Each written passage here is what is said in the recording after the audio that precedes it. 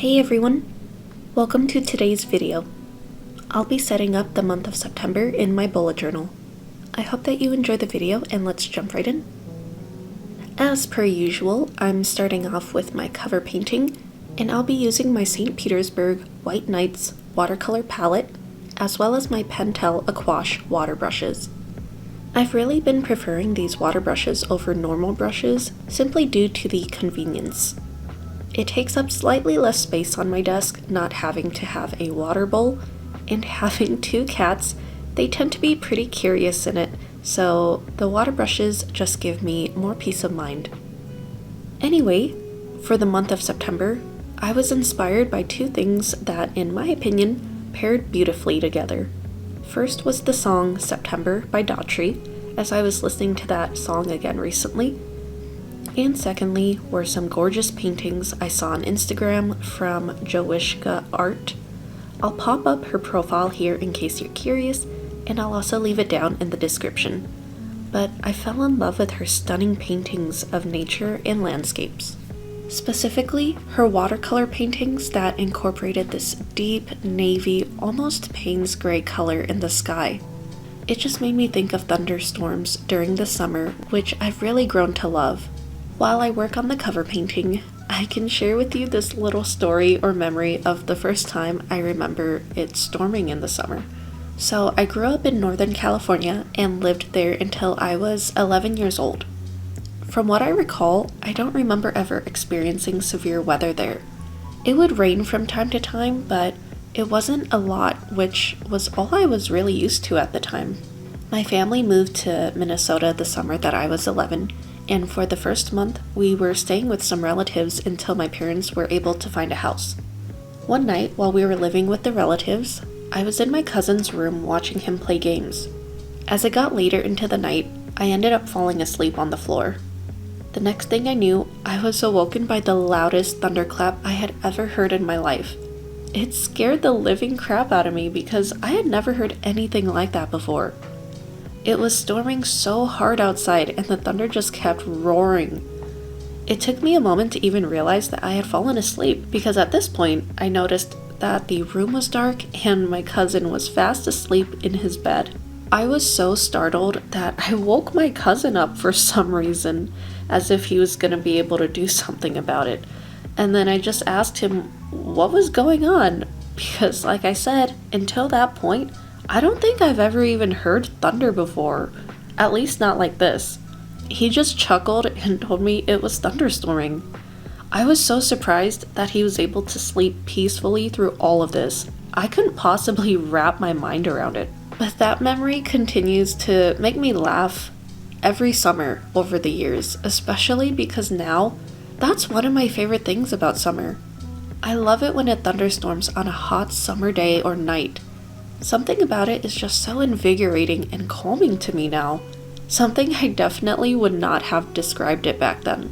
Seeing Joishka's paintings truly encapsulates the beauty of that type of weather, with the juxtaposition in the sky of some rich and dark storm clouds and lighter and delicate fluffy clouds, along with the lush and vibrant green grass. I've also always been such a huge fan of high contrast art. I love the very dark and moody vibe that Payne's gray and navy blue provides. So they're two of my favorite colors to paint with to achieve that high contrast look.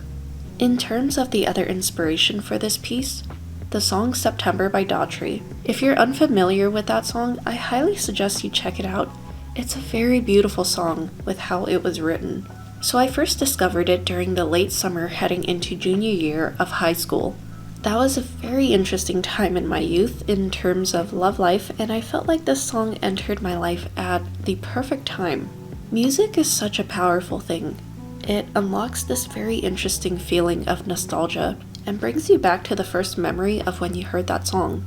It's also interesting to reflect back on your youth to when you were a teenager. The world was much smaller, and little things mattered much more than they should have.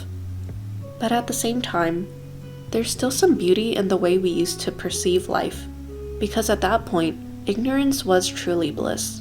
So the specific lyric from the song that I thought matched this theme was, "In the middle of September, we'd still play out in the rain."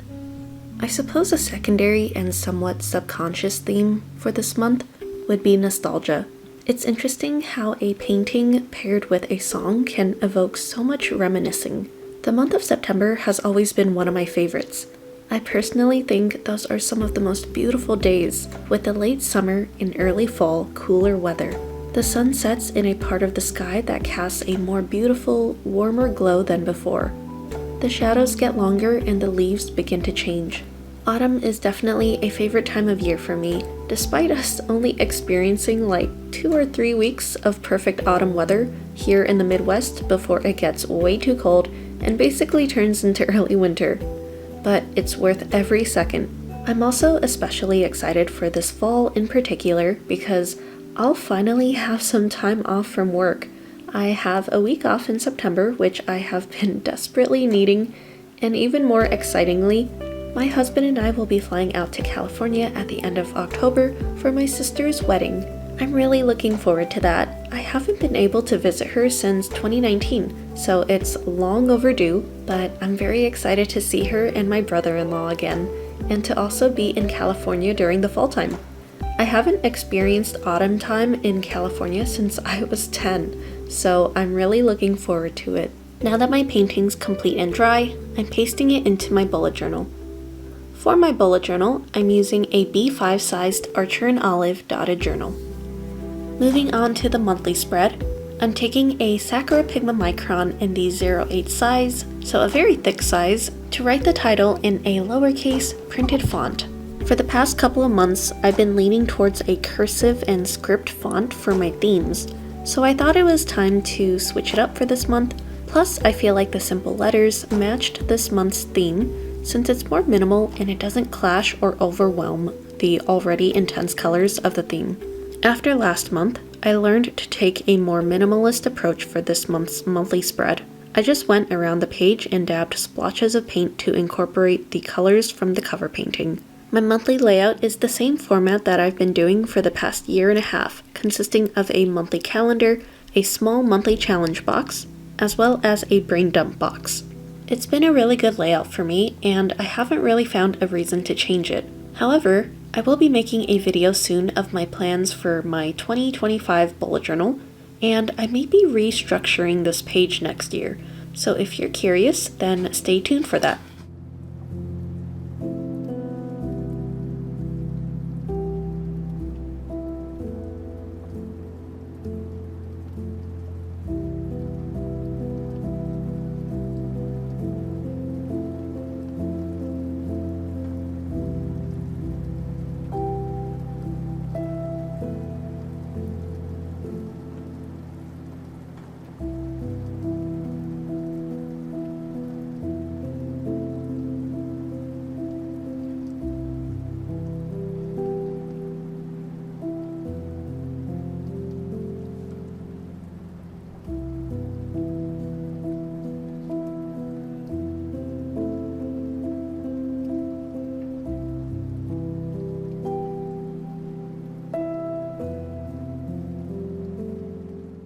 Now that my boxes have been outlined and labeled, I'm going back in with my watercolors to incorporate more of the theme's colors.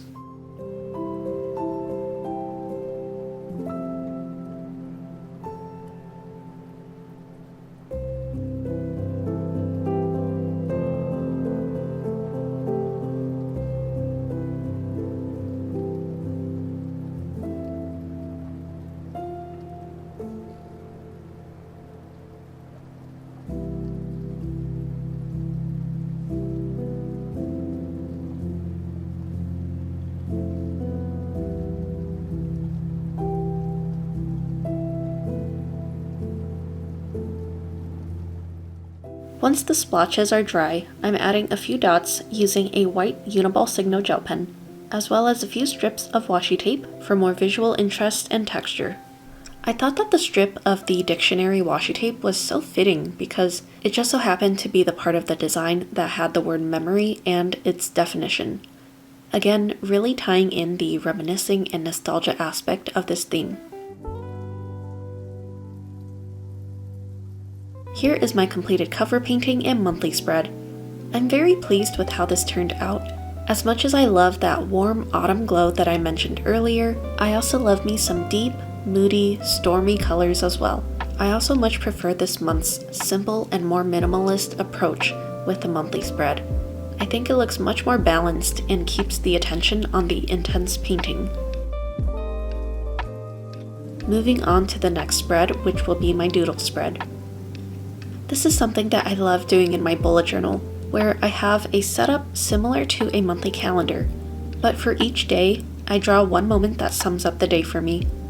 It's perhaps my favorite thing to look at when I flip through my bullet journals because of how much meaning they have. Even though they're just simple little doodles that only take me a few minutes to draw, they hold so much meaning and bring so many wonderful memories back to me. In a way, I also consider this to be like a gratitude log for me, as I typically doodle what I'm most grateful for that day. As much as I love to journal, I also sometimes feel like something can be better represented in a doodle. And since I'm a very visual person, being able to see a picture of something goes a lot farther for me than reading words most of the time. So this spread holds a very special place in my heart, and I expect to continue doing this for as long as I possibly can. So if any of this resonates with you, where you love the idea of gratitude logging, but writing isn't really your thing, maybe give doodling a try. Now that the boxes are outlined, I'm adding a little painting here at the bottom of the spread to include aspects from the cover painting. Typically, I'll reserve this area down here for some stickers, washi tape, and some lyrics. But when I went through my sticker collection, I didn't find anything that matched the theme. I either have sunny pastures or rainy city stickers, which did not match at all. So instead, I decided to paint something similar to the cover painting. It definitely required a slightly different technique when painting on the actual journal page versus the watercolor paper. On the journal paper, the paint absorbed into the page fairly quickly, so it was hard to get smooth blends and to allow the color to bleed into one another. But with that being the case, it also made this part go by a lot quicker since the layers dried much faster than when I worked on the cover painting.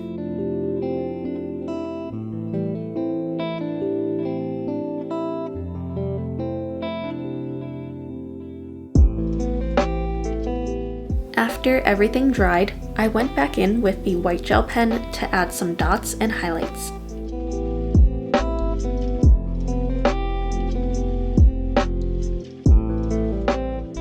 This is also the part where I incorporated the song lyrics to the theme. I used a thin Sakura Pigma Micron to write out the lyrics.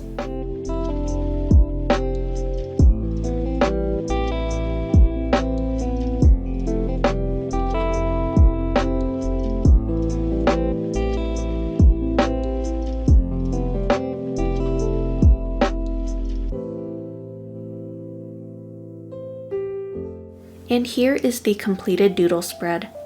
I personally love how this spread turned out, and I'm incredibly proud of it.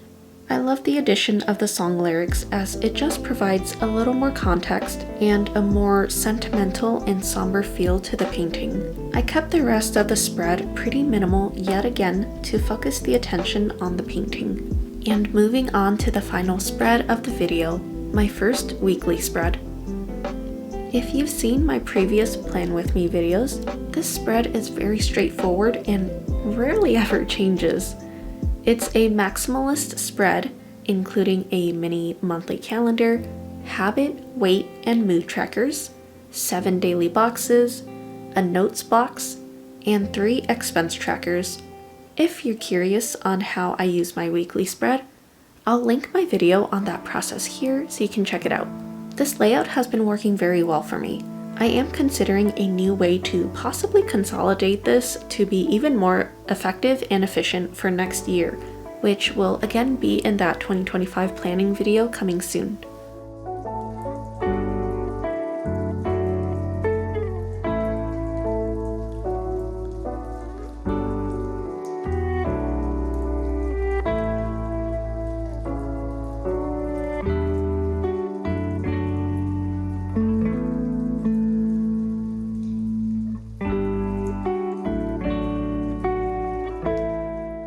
Now that everything's labeled, I'm taking my watercolors once more to incorporate the theme's colors in this spread. Nothing as artsy as the previous two spreads, but just to keep the colors consistent.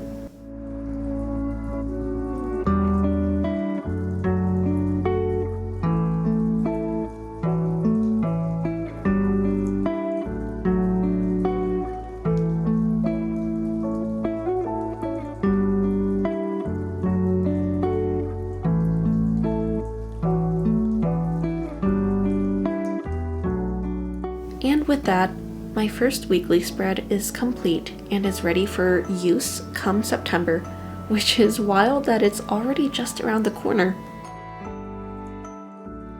Here is a flip through of today's spreads. Thank you so much for watching.